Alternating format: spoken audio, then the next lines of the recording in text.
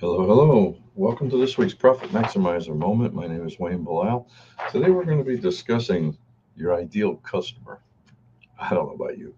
I've hired some over the years people to help me with my marketing, and it always seems like they start off with, "Okay, so what's your niche? What's your ideal customer?" And I found that very hard. I'll be honest, because don't really have a niche. We help small business owners if that's a niche, but small business owners do everything. So yeah, will be nice. I mean, I have a competitor. Well, I wouldn't call him much of a competitor. Bookkeeping firm. We don't do bookkeeping, so it's hard to be a competitor. Um, that puts himself out as the truckers, bookkeepers, and they do all kinds of things like that. So they do have a niche, and they mainly attract truckers. I've never really done that, so I had trouble. And but it was beat into my head that knowing your ideal customers is totally vital to creating a targeted marketing plan. When I worked at Coca Cola, yeah, Coke throws a bunch of money against the wall because they're building a brand. They can spend millions of dollars every year. And even the local Coca Cola company spent millions every year on marketing. Um, you and I don't have millions to throw at marketing and build a brand. So we have to do targeted marketing. The goal in marketing is to maximize all your efforts to sustain a profitable relationships with your ideal customer, the model customer. How do you do that? Well, start by researching the characteristics and needs of these customers, and you will then be able to create messages, products, and promotions that will motivate your ideal customers to buy from you. All right. We're going to talk more about crafting a message that succinctly tells a business owner or your customer, let's be more in case you're not selling to businesses, um, why they should buy from you. All right. Ours is easy. We do three things. We do your tax return in a way that doesn't attract attention as much as accurately as possible without being an audit target. We do tax planning to make sure that you're paying the lowest taxes allowed by law, and we do profit maximizing coaching so that we can try to have you make more money. Pretty simple. All right.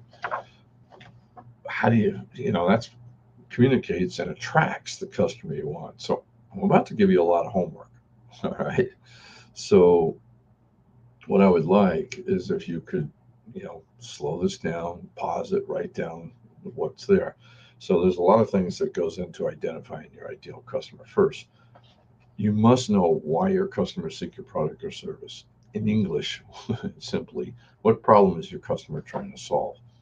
I usually look at top like entry points. We get calls because people have outgrown their accounting systems. They feel like they're paying too much tax, or they're working harder and making less money, or not making more money. And that goes into number two. What are the key events that triggers their needs? Like I said, for us, they've started to grow, make more taxes, owe more taxes. They're working harder. They're outgrowing their current CPA.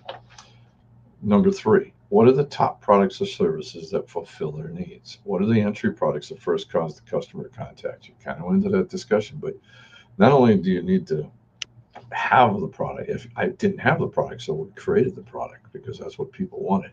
Don't go to a CPA to get a tax return done and a financial statement done. Yes, you do, but those nobody wants those. IRS will put you in jail if you don't, or at least penalize you dramatically. And the banks won't give you money if you don't have a financial statement. So if I don't have something else, I became a necessary evil. Are you a necessary evil? If so, change the narrative. Now we're the person you go to if you want help cutting your taxes legally. Always say legally, and helping you grow your business. Very different. All right. So of the products that your customers are buying the most, why are these the top selling products or services? What is the need that it's filling for the customer? Which number five is closely related. What are the end results your customers are wanting? Sometimes it's not what you think. I mean, one of the things that I never really considered is the fact that we're not impossible to get a hold of. I can't tell you how many times I've had people tell me, "Oh, my CPA wouldn't call me back for months," or "I drop my stuff off and never hear again." And I'm like, well, I thought I was slow, but not months. you know, we're all busy. I mean, the CPAs are swamped right now because it's just not enough of us. So yeah, but wow. Anyways, um, number 6 is kind of interesting. What is solving your customer's problem worth to them? Not what you want to charge, but what are they willing to pay for it? Interesting question. I've been told by my coach, Jim Palmer, I don't think he's taking any more people, but I used him for years, still use him, that price is very elastic. And he's right. I've increased prices and never saw any pushback as long as you're giving them what they want in exchange for the price. So, long time ago, I probably should have asked, what is solving your customers' problems worth? Why do customers buy the way they do? What is it they do? Do they wait till the last minute? Do they call you ahead of time? Um, what, you know, do they like to do it online? Do they want to do it in person? Do they want a phone call? Do they want a text? All those kind of things. Put those down. What are the price points the customers comfortable with? And that may be a hard one. I mean, you seriously might just need to. You're going to have to study your customers and put where prices are. Later on, we'll talk about good, better, best. And the idea is to have 3 different levels, which one is close to what your competitors are doing or advertising, and then a better one that has, that solves their problem in a more efficient, better way. Um, something like that. We'll talk about that in more detail in another video. What's going on in your industry? What are the current marketing trends? What marketing and sales is your competition currently doing? That's important. What are they doing? Now, just because they're doing it doesn't mean it's right. Um, I was working with a client where they had been putting newspaper ads forever. And, we stopped doing it because we tracked and realized it wasn't bringing in any business. But our competitors picked it up because they saw we were doing it. I guess they didn't analyze that it wasn't bringing anything in really because people had been shifting their buying from the newspaper to online. Best of my knowledge, they're still running them, but they may not be. But for a long time, they were, which is okay. See what your competitors are doing, but don't necessarily follow them. And if you're going to do any kind of marketing and advertising, test to see that it's working. Just look, go back to what I said at the beginning. You don't have a ton of money to throw, all right? Um, 10, what are the best ways to communicate with your ideal customers? Is that social media? Is that radio? Is it face to face? Is it direct to mail? What is it? All of those are good. I mean, it could be TV, could be YouTube video, advertising. A lot of people are on there now. So it could be iHeartRadio, something like that. A lot of people aren't listening to local radio stations. I had a dentist that came in and said, I ran this ad on, I've been running this ad on local radio, and it was working. Now it's not. So I said, hey, come with me. Let's look.